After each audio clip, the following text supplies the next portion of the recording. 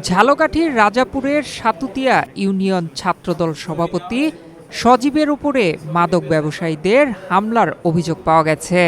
৬ জুলাই সোমবার রাত ১০টায় ইউনিয়নের লেবুনিয়া বাজারে এ ঘটনা ঘটে। হামলায় সজীবসহ সজীবের বড় ভাই বাবুল এবং কাইফ নামে আরও একজন আহত হয়।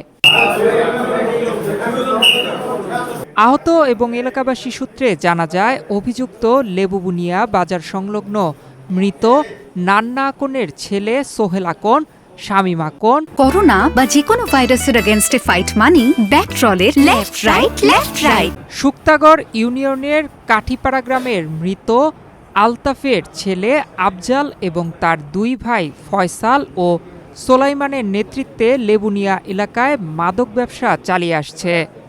এ ব্যাপারে প্রতিবাদ করায় আফজাল গ্রুপের সঙ্গে সজীবসহ স্থানীয়দের বাকবিতণ্ডা হয়। স্থানীয়দের হস্তক্ষেপে উভয় পক্ষ চলে যায়। তার কিছুক্ষণ পরেই দেশীয় ধারালো অস্ত্র নিয়ে ১০ থেকে ১২ জনের একটি গ্রুপ সজীবসহ স্থানীয়দের ওপর অতর্কিত হামলা চালায়। এতে সজীব গুরুতর আহত হলে তাকে রাজাপুর উপজেলা স্বাস্থ্য কমপ্লেক্সের কর্তব্যরত চিকিৎসক ভর্তি নিয়ে বাকি দুজনকে প্রাথমিক চিকিৎসা শেষে ছেড়ে দেন। এ বিষয়ে অভিযুক্ত আফজাল বলেন, তার বিরুদ্ধে মাদকের যে অভিযোগ দেওয়া হয়েছে তা সম্পূর্ণ মিথ্যা। তার ভাইও নির্দোষ। মূলত সোহেল আকনের সঙ্গে সজীবের বড় ভাইয়ের ডাবের ব্যবসা নিয়ে ঝামেলা হয়।